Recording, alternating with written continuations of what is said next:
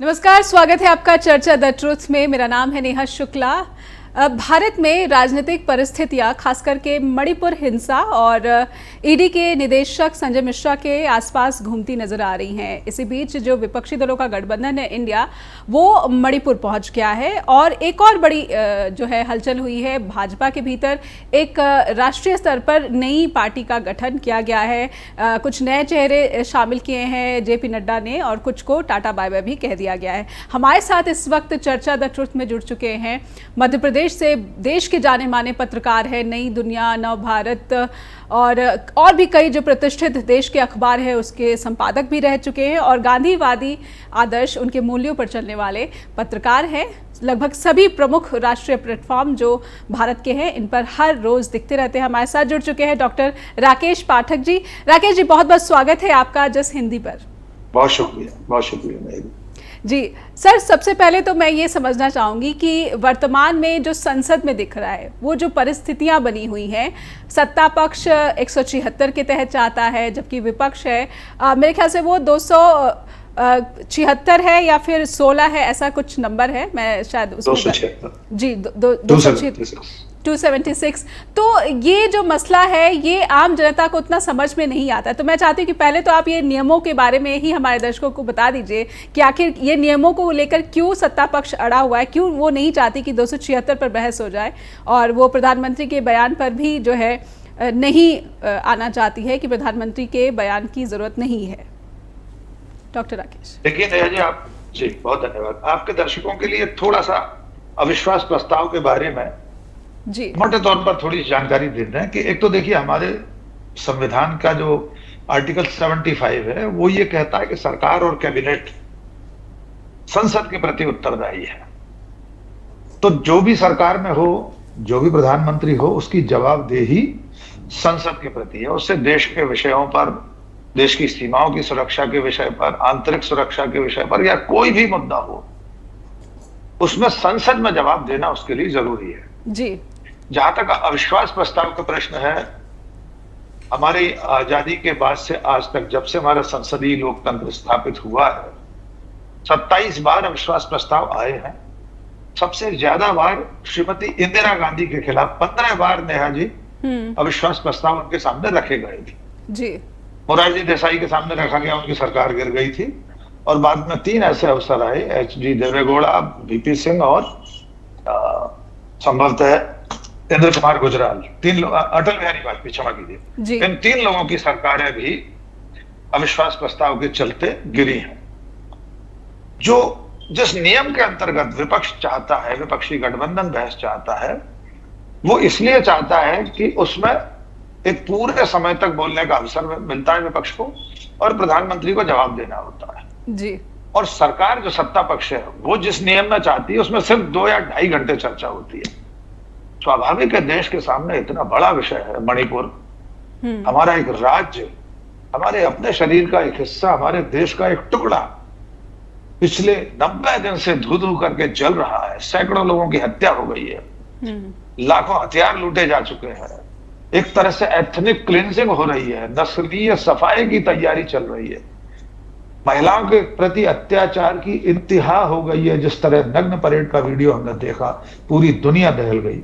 तो ऐसे विषय पर अगर विपक्ष, यानी इस महादेश का एक बहुत बड़ा हिस्सा विपक्ष के रूप में बैठा है संसद में, देश में 25 करोड़ लोगों ने वोट दिए थे 2019 के लोकसभा चुनाव में, उनके नुमाइंदे हैं विपक्ष में, तो उनकी बात क्यों नहीं सुनी जानी चाहिए और ऐसे मुद्दे पर क्यों नहीं बहस होनी चाहिए। और तब जब देश का प्रधानमंत्री मणिपुर शब्द का उच्चारण करने को तैयार नहीं है, सदन के बाहर 36 सेकंड में मणिपुर शब्द का उच्चारण करके इतिश्री समझ लेते हैं और तुलना किससे करते हैं?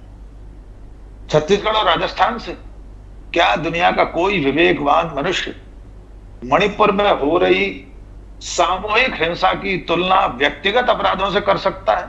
और मणिपुर की हिंसा तो राज्य प्रायोजित हिंसा है, स्टेट स्पॉन्सर्ड वायलेंस है, सबको दिखाई दे रहा है।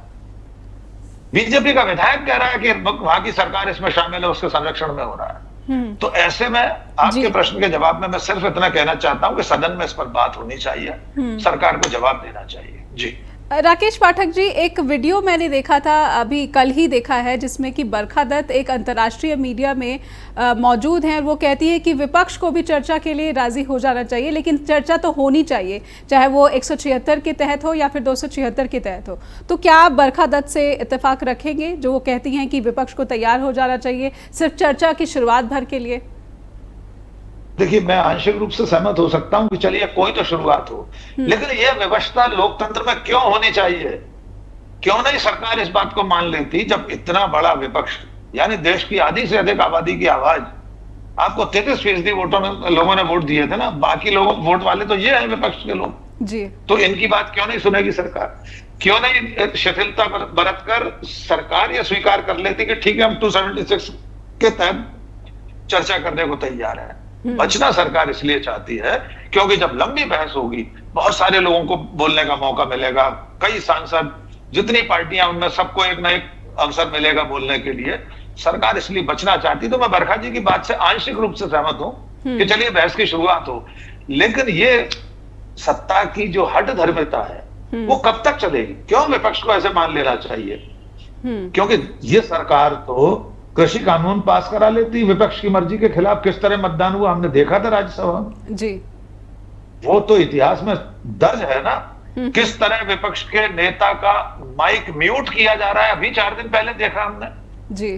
तो ऐसे तो सरकार की मनमानी के सामने देश और विपक्ष उनकी हर शर्त मानने को विवश हो जाएगा, तो ये लोकतंत्र के लिए अच्छे संकेत नहीं है जी। एक और बात आरोप लग रहे हैं सत्ता पक्ष पर और खुद स्पीकर की कुर्सी पर, आसन पर उनके सवाल उठाए जा रहे हैं कि जब अविश्वास प्रस्ताव लाया जाता है तो उसके बाद विधेयक पास नहीं कराए जाते, सीधे सीधे चर्चा शुरू कर दी जाती है। लेकिन वर्तमान सरकार जो है ये पूरे ही अलग परंपराओं से हटकर नए तौर तरीके आजमा रही है, बिल पर बिल पास कराए जा रहे हैं, ऐसा होता नहीं है। आप क्या कहते हैं, ये नियमों के विपरीत हो रहा है सदन में कार्यवाही? देखिए, संसदीय लोकतंत्र में हर बिल, हर विधेयक पूरी चर्चा के बाद पारित होना चाहिए, उसके सारे गुण दोष के आधार पर बात होनी चाहिए। लेकिन ये सरकार, आप तो बिल की बात कर रही हैं, पिछले 9 सालों में कितने अध्यादेश जारी करा लिए हैं सदन और सत्र न चलने के समय का बहाना करके। दिल्ली को लेकर एक विधेयक, अध्यादेश राष्ट्रपति से निकलवा लिया, ऐसे कितने अध्यादेश आए हैं। तो ये हमारे मूल जो लोकतंत्र, हमारे संविधान की जो मूल भावना है उसके विरुद्ध है। अध्यादेश सिर्फ इसलिए होते हैं कि बहुत सचमुच में कोई आपात स्थिति हो, कोई ऐसी इमरजेंसी है कि संसद का सत्र बुलाया नहीं जा सकता, उस वक्त नहीं सब बैठ सकते एक साथ, तो उस आपात स्थिति में आप अध्यादेश जारी करा लीजिए, लेकिन 6 महीने के भीतर उसको सदन से आपको पारित कराना ही होगा। लेकिन यह सरकार और खास तौर से माननीय प्रधानमंत्री नरेंद्र मोदी, उनकी संसदीय लोकतंत्र में आस्था मुझे कम से कम नहीं दिखाई देती। मुझे ऐसा लगता है कि वे एक तंत्रात्मक राज्य व्यवस्था में भरोसा करते हैं, वे स्वयं को चक्रवर्ती सम्राट समझते हैं। उन्हें ऐसा लगता है कि जो शताब्दियों पहले principle of the divine right of the king, राजा के दैवीय अधिकार का सिद्धांत जो चला करता था, शायद उसमें मान्यता रखते हैं। उन्हें लगता है कि मैं लोकतांत्रिक तरीके से चुना भर गया हूं, उसके बाद तो मैं चक्रवर्ती सम्राट हूं, मैं जो चाहे वो करूं, और वे करते आ रहे हैं। इसलिए मैं इस बात को उचित नहीं मानता कि सदन में किसी भी तरह से बिल पास करा लो, आप हंगामे के बीच करा लीजिए। सदन स्थगित है, अभी एक बिल पास हो गया, सदन तो चल नहीं रहा, कैसे बिल पास हो गया कल परसों जी। ये लोकतंत्र और संविधान की मूल भावना के खिलाफ है नया जी। जी।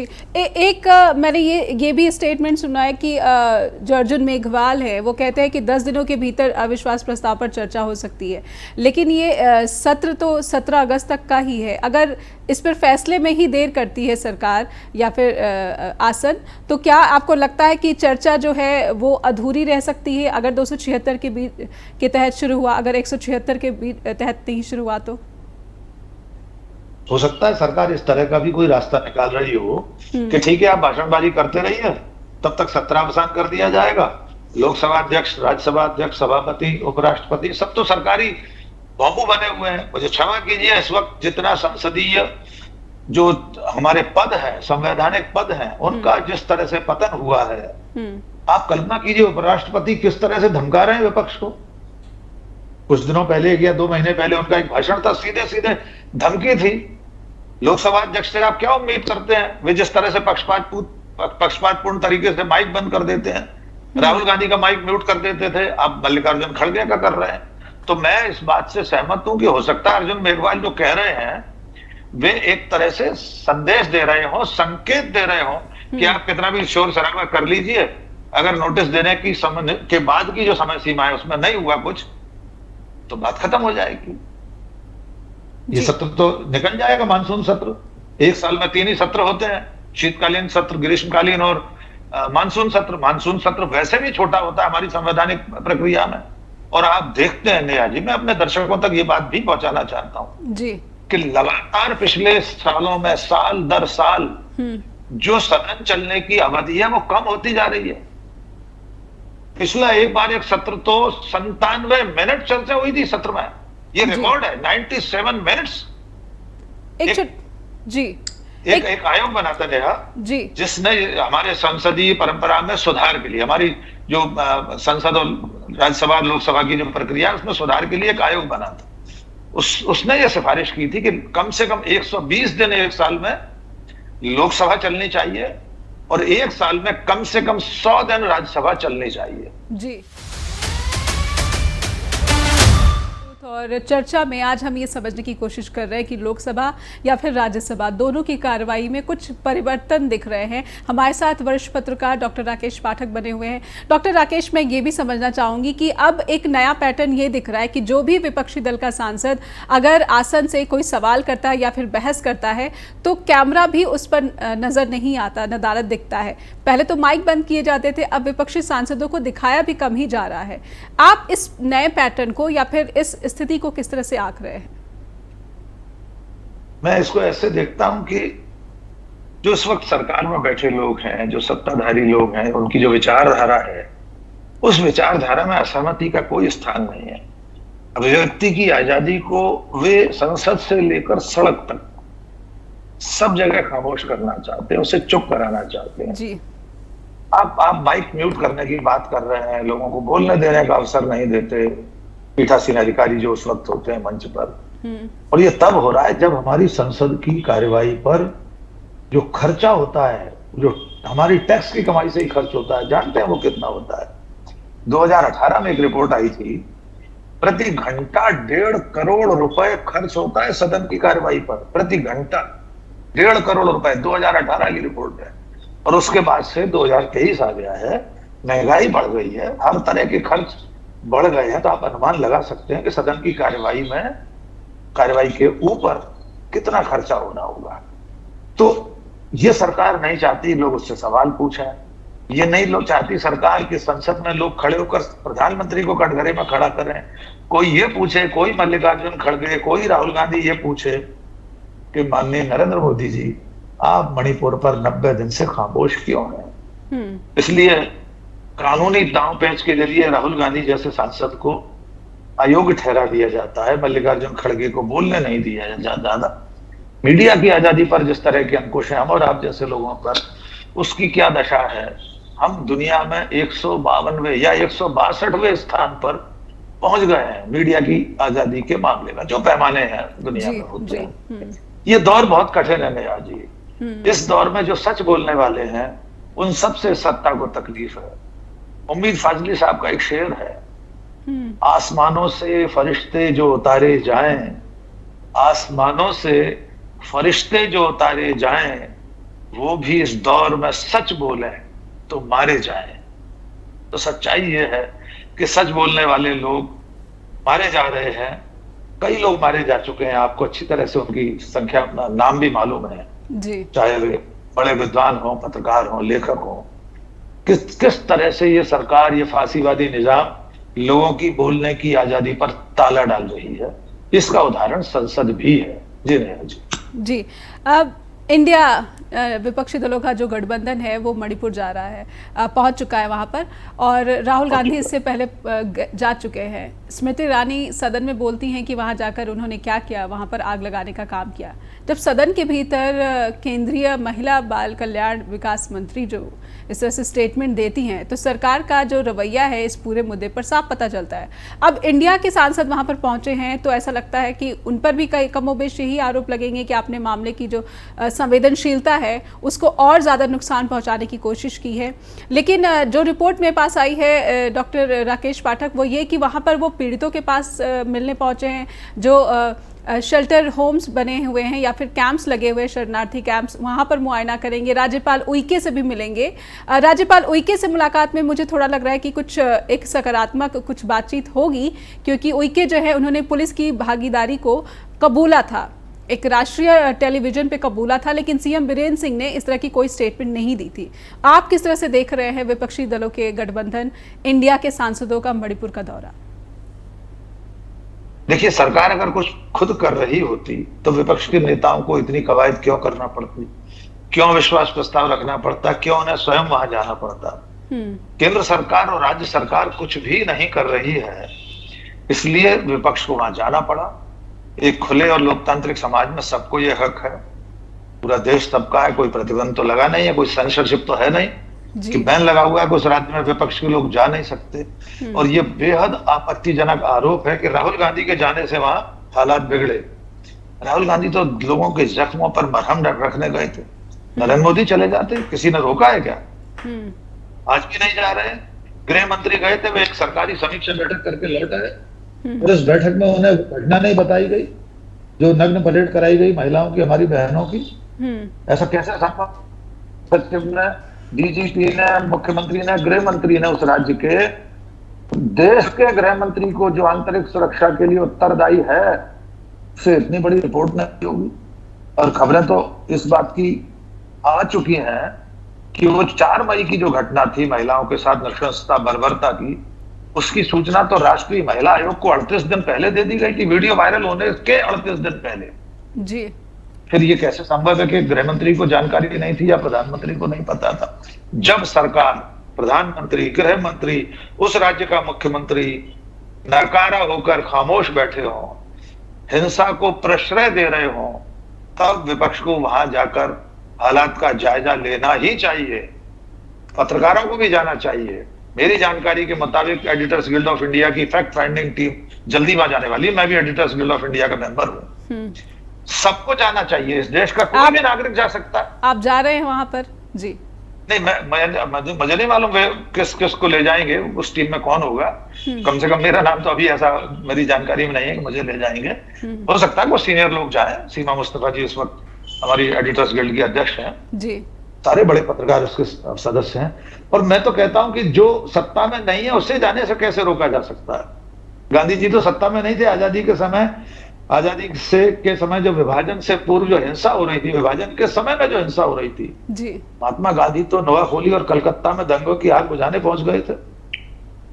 नरेंद्र मोदी जाए ना, पैदल पैदल घूमे उन बस्तियों में जो जलाए गए हैं, लोगों को गले लगाए, उनके जाने से असर पड़ेगा। उन्होंने तो अपील नहीं किया आज तक। नेहा जी, देश के इतिहास में पहली बार ऐसा हो रहा है कि देश का प्रधानमंत्री एक जलते हुए राज्य में शांति बहाली की अपील नहीं कर रहा। इससे पहले भी पूर्वोत्तर में हिंसा होती रही है जी।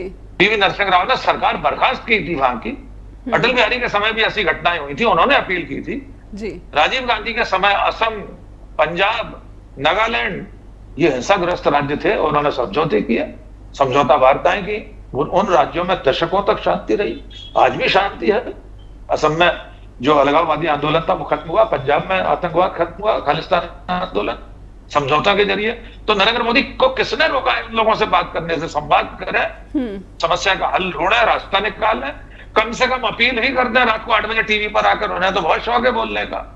अपने प्रिय समय 8 बजे आकर मणिपुर के लोगों से हाथ जोड़कर विनती करें कि हिंसा छोड़ दीजिए जी। इसमें प्रधानमंत्री को क्या परेशानी है?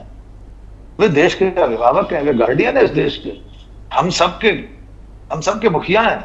मणिपुर भी उनके परिवार का एक हिस्सा है। वे अपील क्यों नहीं कर रहे? या अतिरिक्त संसाधन और सुरक्षा बल भेजकर हिंसा पर काबू पाने की कोशिश क्यों नहीं की जा रही है? आश्चर्यजनक है जी। नया जी, सरकार ने एक हलफनामा जो सुप्रीम कोर्ट में पेश किया है मणिपुर की स्थिति पर, उसमें उन्होंने ये बात भी कही है कि जो बातचीत का दौर है वो 6 क्रम का हो चुका है और उसमें रिटायर्ड जज, कुछ नौकरशाह भी शामिल हैं और कुछ स्थानीय प्रतिनिधि भी शामिल हैं। आखिर ये सीक्रेट मीटिंग क्यों हुई, मुझे समझ नहीं आया और मैं इसका कुछ औचित्य तलाश रही थी कि आखिर ये गुपचुप गोपनीय तरीके से ये वार्ता अगर हुई तो क्यों हुई। क्योंकि अगर आमतौर पर ऐसी मध्यस्थता या फिर दो समुदाय के बीच में अगर हिंसा भड़की है और मध्यस्थता हो रही है किसी संजीदा स्तर पर, गंभीरता की स्थिति पर, तो ये सार्वजनिक की जाती है ताकि सब में जो है ये संदेश फैले और हिंसा की जो आंच है, जो नफरत की जो आंच है, वो थोड़ी कम की जा सके। लेकिन सुप्रीम कोर्ट में जब ये कहती है कि ये 6 क्रम की मीटिंग हो चुकी है और प्रधानमंत्री नरेंद्र मोदी जो हैं, खुद अमित शाह ने कहा है कि पल पल की अपडेट्स ले रहे हैं, आखिर ये सब कुछ गोपनीय क्यों रखा जा रहा है? मैं इसे ये समझ पाने में असमर्थ हूँ, कृपया मेरी मदद करें। बिल्कुल बिल्कुल, आप ठीक कह रहे हैं। पहले तो मैं ये पल पल की जो अपडेट ले रहे हैं प्रधानमंत्री, वो जो कल से शुरू हुआ अभियान, कल परसों से सोशल मीडिया पर जो सत्ता के समर्थक मीडिया वाले लोग हैं और जो उनकी पार्टी के समर्थक हैं, ये असल में फेस सेविंग की कोशिश है, सिर्फ चेहरा बचाने की कोशिश है। कि प्रधानमंत्री अगर मॉनिटरिंग कर रहे होते तो उन्हें मॉनिटरिंग की जरूरत पड़ती ही नहीं। वे जब विदेश जा रहे थे अमेरिका, उससे पहले मणिपुर का एक प्रतिनिधि मंडल दिल्ली में पड़ा रहा, उसने मिलने का समय मांगा, मिलने का उन्होंने समय नहीं दिया, वे तो विदेश यात्रा की तैयारी में बिजी थे जी। अगर उन्हें मणिपुर की चिंता होती तो कम से कम वहां से आए हुए लोगों से मिलते, उनका दुख दर्द सुनते, समस्या के बारे में एक प्राथमिक जानकारी तो उन्हें तभी मिल जाती अमेरिका जाने से पहले। आप अमेरिका से टेलीफोन पर जानकारी ले रहे थे अमित शाह से, या यहाँ लौटकर जानकारी ले रहे हैं, और उन जानकारियों का कर क्या रहे हैं फिर आप सुप्रीम कोर्ट में कह रहे हैं कि बातचीत चल रही है, 6 चरण की बातचीत हो चुकी है। मैं उसे भी अनुचित नहीं मानता कि अगर किसी राज्य में कुछ ऐसे ग्रुप्स होते हैं, कुछ हो सकता है मिलिटेंट ग्रुप से बात चल रही हो सकता है ऐसे जो विद्रोही वहां ग्रुप्स हैं उनसे बात चल रही हो, लेकिन अगर वो बातचीत चल भी रही है तो उसके परिणाम कब तक सामने आएंगे? उससे ज्यादा बेहतर होता कि एक सर्वदलीय बैठक बुलाते दिल्ली में, या आप स्वयं वहां जाते, वहां सर्वदलीय बैठक बुलाते, वहां की जो सिविल सोसाइटी के लोग हैं उन्हें शामिल करते, जो उपद्रवी ग्रुप है उनके प्रतिनिधियों को भी बुलाइए। आखिर लड़डेंगा से जब समझौता हुआ था नागालैंड में, तो लड़डेंगा तो उस वक्त बहुत बड़े आतंकवादी समूह के मुखिया थे। मिजो नेशनल फ्रंट से इसी मोदी सरकार ने 2014 में सरकार बनने के बाद बातचीत की है ना, उनकी तस्वीरें बहुत बाद में सामने आई थी कि इनकी बातचीत चल रही थी। कोई बुराई नहीं अगर शांति बहाली के लिए, लेकिन उसके परिणाम कब तक सामने आएंगे लगे तो। लेकिन अभी तो मुझे ऐसा लग रहा है ये सब सिर्फ नरेंद्र मोदी की छवि को, उनके चेहरे को बचाने की कोशिश मात्र है। ये आई वॉश है, आपको धोखा दिया जा रहा है। हमारे साथ आज देश के प्रतिष्ठित और जाने माने वरिष्ठ पत्रकार बने हुए डॉक्टर राकेश पाठक। राकेश जी, आपसे ये समझूंगी कि एक असम मामले की सुनवाई की भी बात कर रहे हैं, सुप्रीम कोर्ट से अपील की गई है, अमित शाह ने खुद इसकी जानकारी दी है। असम को ही क्यों चुना गया, मिजोरम को क्यों नहीं चुना गया, इसके पीछे क्या रणनीति दिखती है?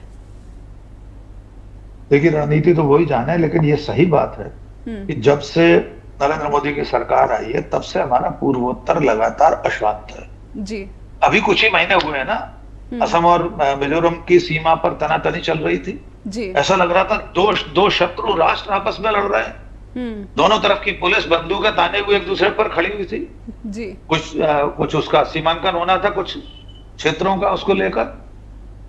ये बहुत चिंताजनक बात है कि हमारे अपने देश के भीतर 2 राज्यों की पुलिस, 2 राज्यों की सशस्त्र बल, 2 राज्यों के मुख्यमंत्री, 2 राज्यों की सरकारें एक दूसरे के खिलाफ दुश्मन देशों की तरह आकर खड़े हो जाते हैं। दरअसल में इस सरकार की, हमारे देश की जो हमारे देश का जो फेडरल स्ट्रक्चर है, हमारा जो संघीय ढांचा है, उसमें कोई आस्था नहीं है। ये पूरा एक तंत्रात्मक केंद्रीय सत्ता के साथ पूरे देश को चलाना चाहते हैं, जबकि हमारे संविधान निर्माताओं ने संविधान में पूरी ऐसी व्यवस्था रखी कि राज्यों की अपनी स्वायत्तता है, राज्यों की अपनी स्वतंत्रता है बहुत सारे विषयों में, तो उनका सम्मान किया जाना चाहिए। आपको मालूम है हमारे कानून में ये तक प्रावधान है नेहा जी, आपको मालूम ही है हमारे दर्शकों के लिए, कि अगर कोई राज्य चाहे तो अपने राज्य की सीमा में सीबीआई के प्रवेश पर रोक लगा सकती है। और कई राज्यों ने किया है जी। कई राज्यों ने लगा दी है। पश्चिम बंगाल, तमिलनाडु, केरल,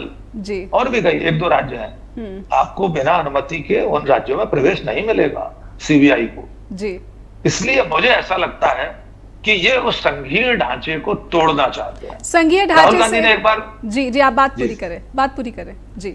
राहुल गांधी ने एक बार किसी बयान में कह दिया था कि हमारा जो देश है वो नेशन ऑफ स्टेट्स, हमारे राज्यों का संघ है, हमारे संविधान में लिखा हुआ है। उसको लेकर संबित पात्रा और पूरी बीजेपी उन पर टूट पड़ी कि राहुल गांधी राज्यों को अलग अलग देश बता रहे हैं। सीधा सीधा संविधान में लिखा हुआ है हमारा देश राज्यों का संघ है, रिपब्लिक ऑफ इंडिया। हमारे प्रधानमंत्री नरेंद्र मोदी जब विदेश जाते हैं, संयुक्त राष्ट्र संघ में बैठते हैं या अमेरिका की संसद में भाषण देते हैं, तो उनके नाम के आगे उनकी जो नेम प्लेट लगती है या उच्चारित किया जाता है, जब उन्हें बुलाया जाता है डाइस पर, पोडियम पर, तो ये कहा जाता है prime minister of the republic of the India, republic of India. जी। अब आज इंडिया शब्द पर इतने बौखला रहे हैं ये लोग, तो आप कहां कहां से इंडिया को हटाएंगे? इस प्रसंगवश मैंने आपसे कहा। तो मुझे लगता है असम का मुद्दा भी ये इसी रूप में देख रहा है, ये राज्यों को भी आपस में लड़वाना चाहते हैं, मुझे ऐसा लगता है। जी, संघीय ढांचे से ही याद आया कि अगले ही हफ्ते एक बहुत ही अहम बिल केंद्र सरकार लेकर आ रही है, जिसमें कि आंध्र प्रदेश के जो जगन मोहन रेड्डी हैं उनकी पार्टी समर्थन दे रही है। तो इसमें कोई शक नहीं रह गया है कि अब दिल्ली अध्यादेश जो है वो एक कानून की शक्ल ले लेगा। इस मोर्चे पर क्या अगर फेल हो जाती है आम आदमी पार्टी या फिर कंट्रोल चला जाता है केंद्र सरकार के पास, तो फिर अरविंद केजरीवाल का विपक्षी दलों के गठबंधन से जुड़े रहने की स्थिति को कैसे आंक रहे हैं आप? देखिए, अरविंद केजरीवाल की तो अब मजबूरी हो गई है कि वे जिस कांग्रेस या तमाम विपक्षी दलों को कोसते थे या जिसके खिलाफ राजनीति करते थे, और प्रकारांतर से भारतीय जनता पार्टी की बी टीम दिखाई देते थे। हम सब लोग, मीडिया के लोग भी बीजेपी की बी टीम ही आम आदमी पार्टी को या केजरीवाल को मानते रहे हैं जी। लेकिन अब इस मौके पर जब उन्हें लगा कि उनकी गर्दन पर ही शिकंजा कस दिया गया, जब उन्हें लगा कि उन पानी अब यहां तक सिर तक आ गया है, अब तो डूबने वाले हैं, तब वे बेंगलोर बैठक में पहुंचे विपक्षी गठबंधन की। और अगर सचमुच में ये कानून पारित हो जाता है तो ये उसी तरफ बढ़ने की प्रक्रिया है, जैसा कि मैंने कहा कि केंद्र सरकार हर तरह से सभी राज्यों में, केंद्र शासित राज्यों तक में, और जो इस तरह के जहां पे लेफ्टिनेंट गवर्नर होते हैं, जम्मू कश्मीर है, दिल्ली है, वहां पर भी हर तरह से कानून व्यवस्था से लेकर हर चीज पर अपना नियंत्रण रखना चाहते हैं। यानी वहां की जो चुनी हुई सरकारें हैं, जो जनता के वोट से चुनी गई हैं, वही सर्वोपरि होती है। लोकतंत्र में सबसे बड़ा कौन है? जनता के वोट से चुना हुआ आदमी। हमारे प्रधानमंत्री भी इसीलिए सबसे बड़ा है, उसे जनता ने चुना है, 24 करोड़ वोट मिले हैं उसे, कोई शक नहीं इसमें जी। लेकिन वे राज्यों में चुने हुए लोगों, राज्यों में चुनी हुई सरकारों, राज्यों में चुने हुए मुख्यमंत्रियों को अस्थिर करना चाहते हैं, उन पर अपना केंद्र का, दिल्ली का एक अंकुश उनकी गर्दन पर रखना चाहते हैं। ये उसी भावना के अंतर्गत है जिसमें दिल्ली में बैठकर वे केंद्र की सत्ता में होकर सर्वशक्तिमान बने रहना चाहते हैं। इसलिए चुनी हुई सरकारों को गिराते हैं या इस तरह के अध्यादेश लाकर उस पर अंकुश लगाए रखना चाहते हैं। ये कुल मिलाकर उनकी उसी फांसीवादी प्रवृत्ति का परिचायक है। तो इसके बाद मजबूरी हो जाएगी आम आदमी पार्टी की, केजरीवाल की, कि वो इंडिया के साथ बने रहें? बिल्कुल, ये इस प्रश्न का मैं उत्तर नहीं दे पाया था, आपके पहले प्रश्न में ही था। निश्चित तौर पर मैंने कहा ना, उनकी मजबूरी थी, तभी वे बेंगलोर गए। वे तो शर्त रख रहे थे अगर कांग्रेस हमारा समर्थन करेगी तो मैं आऊंगा, इत्यादि इत्यादि। लेकिन अब वे भी जानते हैं कि न तुमको और न हमको ठौर, हमारी यहाँ देशज भाषा में कहा जाता है कि न तुमको और न हमको ठौर, न केजरीवाल के पास अब और कोई विकल्प बचा है कि वह किसके पास जाएंगे। ये गठबंधन तो बहुत बड़ा हो गया है ना जी। सारे लगभग विपक्षी दल, ममता बनर्जी वगैरह सब शामिल हो गए, तो अब अरविंद केजरीवाल अकेले किसी टापू पर बैठकर कैसे राजनीति कर पाएंगे और इस डायनासोर से कैसे बचेंगे? भारतीय जनता पार्टी नाम के डायनासोर से कैसे बचेंगे? वो तो निगलने पर आमादा है उन्हें। तब वे मजबूरी में दूसरों को साथ लेकर खड़े हैं, दूसरों के साथ खड़े हैं जी।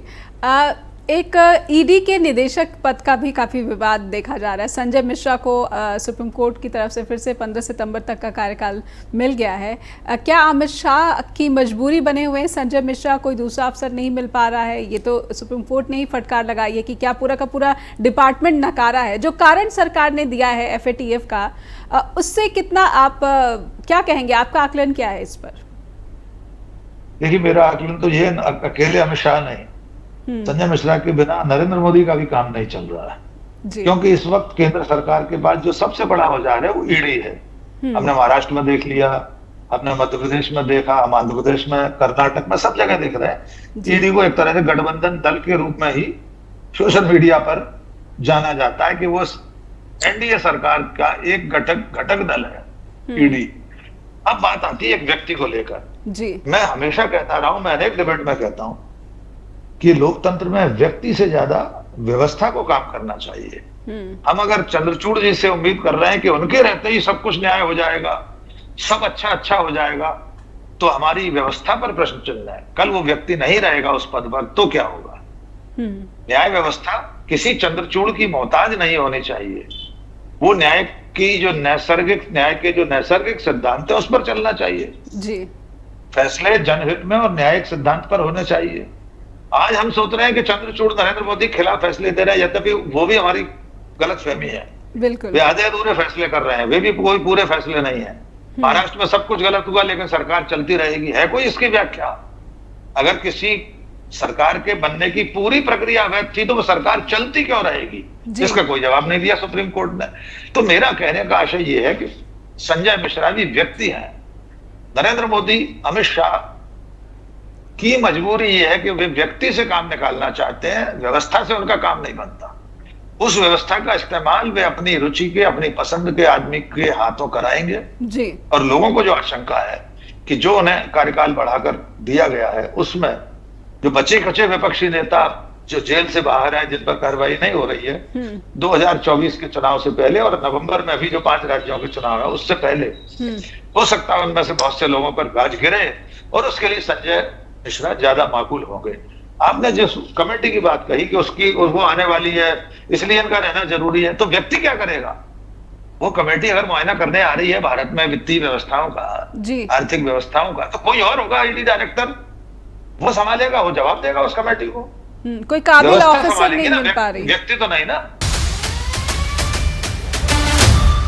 डॉक्टर राकेश पाठक, फिर क्या हम ये समझे कि अगले कुछ महीनों में कुछ और विपक्षी दलों के जो नेता हैं उन्हें या तो रेड का सामना करना पड़ेगा, ईडी की कार्रवाई का सामना करना पड़ेगा, या फिर अगला स्टेप क्या होगा? कुछ को जेल भी भेजा जा सकता है, कुछ ऐसे आसार दिख रहे हैं?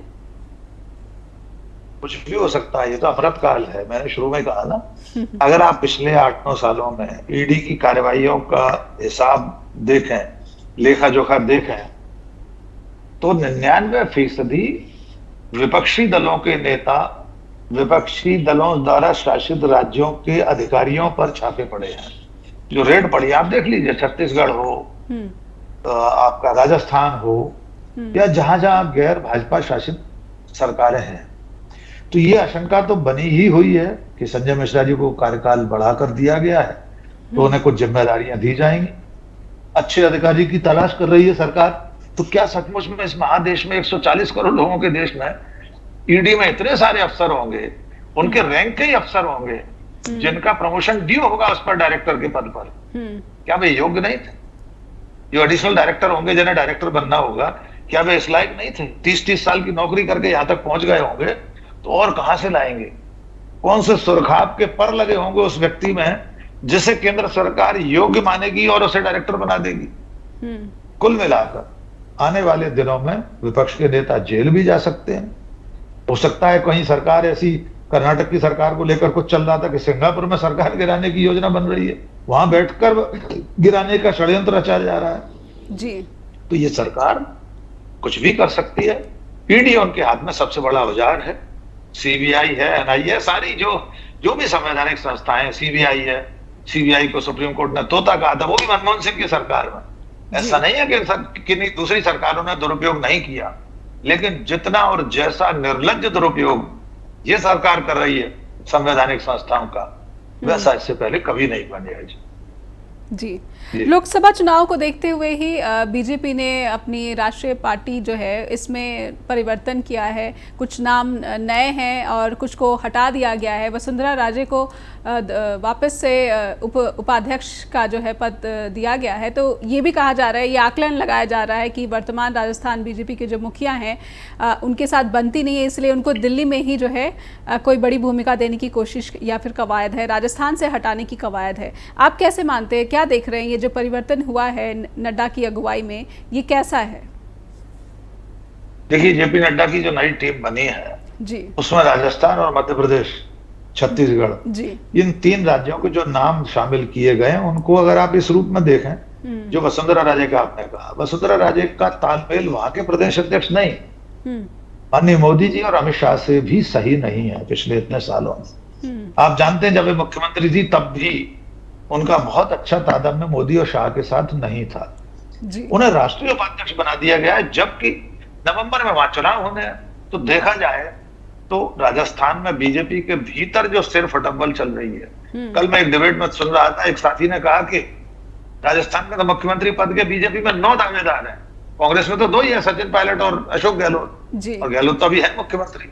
उन सब दावेदारों में जो सबसे बड़ी दावेदार हो सकती है वे वसुंधरा राजे हैं, लेकिन गुटीय संतुलन में उनका तादाद में मोदी शाह के साथ अच्छा नहीं है। हो सकता है उन्हें राजस्थान से हटाकर राष्ट्रीय उपाध्यक्ष बना दिया गया, तो राष्ट्रीय उपाध्यक्ष के पास कौन सा दायित्व होता है? हम जानते हैं बीजेपी में राष्ट्रीय उपाध्यक्ष कोई बहुत महत्वपूर्ण जिम्मेदारी नहीं निभाते। राष्ट्रीय अध्यक्ष के बाद या तो संगठन महामंत्री या महामंत्री, ये सबसे महत्वपूर्ण पदेन दायित्व होते हैं इनके पास। जो महामंत्री होते हैं, जैसे कैलाश विजयवर्गीय को दोबारा महामंत्री बनाया गया है, बंगाल की हार के बाद उन्हें हटाया गया था या उन्होंने इस्तीफा दिया था, अब वे दोबारा राष्ट्रीय महामंत्री बनाए गए हैं। डॉक्टर रमन सिंह को बना दिया गया। जिन राज्यों में चुनाव है उनमें अगर डॉक्टर रमन सिंह और वसुंधरा राजे जैसे लोगों को आप संगठन में ले आए हैं तो वे चुनाव के समय क्या भूमिका अदा करेंगे? अर्थात वे मुख्यमंत्री पद के दावेदार नहीं दिखाई दे रहे अगर ऐसे देखा जाए प्रथम दृष्टया। तो फिर दूसरे विकल्प कौन से बीजेपी के पास? वसुंधरा को हटाकर बीजेपी के पास कौन सा ऐसा नेता है जैसे मुख्यमंत्री के रूप में वहां प्रोजेक्ट करेगी बीजेपी, या वो नहीं भी मान लीजिए प्रोजेक्ट करती है, फिर भी किसकी अगुवाई में चुनाव लड़ा जाए? मध्य प्रदेश में तो ठीक है, शिवराज सिंह चौहान है, 20 साल में से 18 साल मुख्यमंत्री रहे हैं पिछले। कैलाश विजयवर्गीय से उनका ज्यादा अच्छा तालमेल नहीं था, लेकिन अब उन्हें राष्ट्रीय महामंत्री बना दिया गया। और इसमें यह जोड़ना जरूरी है कि मध्य प्रदेश की जिम्मेदारी अमित शाह ने संभाल ली है। पिछले 1 हफ्ते में वे 2 बार भोपाल आ चुके हैं और आज तीसरी बार आ रहे हैं, फिर वे इंदौर जाएंगे। कैलाश विजयवर्गीय अमित शाह की टीम के माने जाते हैं। नरेंद्र सिंह तोमर को यहाँ पे चुनाव अभियान समिति का संयोजक बना दिया गया। कुल मिलाकर मध्य प्रदेश में संतुलन बनाने की कोशिश बीजेपी ने की है।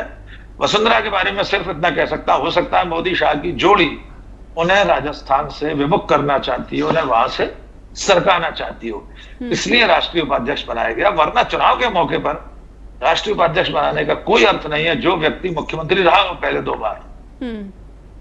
जी, एक और परिवर्तन है, तारिक मंसूर हैं, यूपी के अलीगढ़ यूनिवर्सिटी के पूर्व कुलपति रह चुके हैं, उनको भी उपाध्यक्ष बनाया गया है। और ये कहा जा रहा है कि पसमानदा मुसलमानों की जो रणनीति बीजेपी अपना रही है उसी का एक अभिन्न अंग है। ये बदलाव जो हुआ है, ये जो परिवर्तन हुआ है, तारिक मंसूर का चुनाव, क्या बीजेपी को फायदा पहुंचा सकता है अलीगढ़ के क्षेत्र में? मुझे नहीं लगता। एक क्षेत्र की बात तो मैं नहीं जानता, अलीगढ़ की स्थानीय राजनीति क्या है, लेकिन भारतीय जनता पार्टी जिस तरह मुस्लिम विरोधी तौर तरीके अपनाए हुए है पिछले कई सालों से, यूपी में विधानसभा चुनाव होता है, आप एक मुसलमान को टिकट नहीं देते, एक मुस्लिम सांसद नहीं है दिल्ली में, उनका केंद्रीय मंत्रिमंडल में नाम लेवा कोई नहीं बचा है। एक आप व्यक्ति को अपनी राष्ट्रीय कार्य समिति में शामिल कर लेते हैं और उससे संदेश देना चाहते हैं कि पसमानदा मुसलमान बीजेपी के साथ आ जाएंगे या बाकी सारे मुसलमानों में कोई संदेश चला जाएगा, मुझे ऐसा नहीं लगता। यह सिर्फ एक प्रतीकात्मक, जिसको कहना चाहिए ऑर्नामेंटल, सिर्फ एक आभूषण के रूप में रख दिया गया एक नाम है, इससे अधिक कुछ नहीं। जी, क्योंकि लोकसभा चुनाव की जितनी भी गतिविधियां चल रही हैं सब लोकसभा चुनाव को प्राथमिकता देते हुए नजर आती है। आपको क्या लगता है कि ये चुनाव दिसंबर में हो सकते हैं, ऐसा ऐलान हो सकता है, या फिर ये तैयारियां जो है अगले साल जब मार्च महीना ड्यू है जिस महीने में, उसी समय होगा, और ये तैयारियों का ही एक नया बदला हुआ स्वरूप है कि तेजी से तैयारियों का दौर चल पड़ा है? देखिए, नरेंद्र मोदी चाहकर तो कुछ भी कर सकते हैं। अगर वे चाह लें तो कल लोकसभा चुनाव करा दें, वे अगर मर्जी कर लें तो नवंबर में 5 विधानसभा चुनाव के साथ मतदान करा लें। हमारा जो भारत निर्वाचन आयोग है उसके बारे में कुछ कहने की जरूरत नहीं है जी।